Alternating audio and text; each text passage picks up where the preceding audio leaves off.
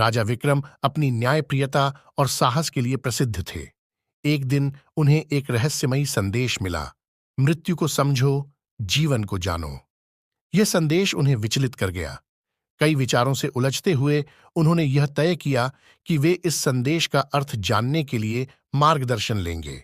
विक्रम ने लंबी यात्रा की और अंततः शिवानंद के आश्रम तक पहुंचे। संत शिवानंद ने विक्रम को देखा और बिना किसी हिचकिचाहट के कहा, तुम यहां क्यों आए हो महाराज?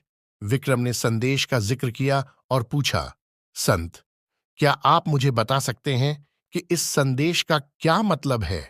संत शिवानंद मुस्कुराए और बोले, राजा विक्रम, तुम एक सच्चे राजा हो, लेकिन तुम्हारी सबसे बड़ी भूल यही है कि तुम जीवन और मृत्यु को अपने काबू में समझते हो। मृत्यु एक ऐसी शक्ति है जो किसी के भी नियंत्रण में नहीं है। यदि तुम इसे समझ सको तो तुम जीवन का असली अर्थ जान पाओगे। विक्रम ने और भी सवाल किए, मुझे मृत्यु से डर लगता है, मुझे नहीं पता कि कब और कैसे मेरा अंत होगा। क्या मैं इससे बच सकता हूं? संत शिवानंद ने शांत भाव से कहा, तुम मृत्यु से नहीं बच सकते विक्रम, लेकिन तुम्हारी सबसे बड़ी शक्ति यह है कि तुम अपने जीवन को अपने कार्यों से अमर बना सकते हो। संत शिवानंद के शब्दों ने विक्रम को झकझोर दिया। वह रात भर संत के आश्रम में बैठा, सोचता रहा कि क्या मृत्यु सचमुच किसी के नियंत्रण में नहीं है? क्या वह किसी प्रकार से अपने अंत को टाल सकता था?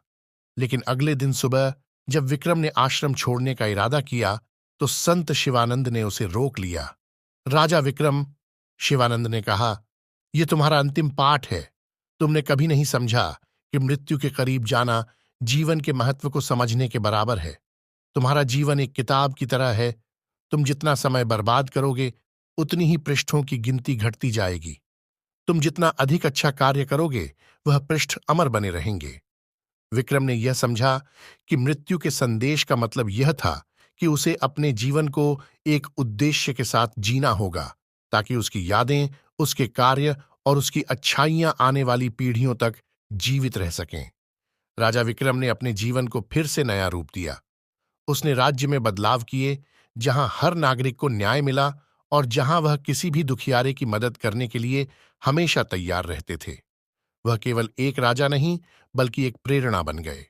विक्रम का शासन अधिक समृद्ध हुआ, लेकिन सबसे महत्वपूर्ण बात यह थी कि उसने अपनी आत्मा को शांति और संतोष पाया।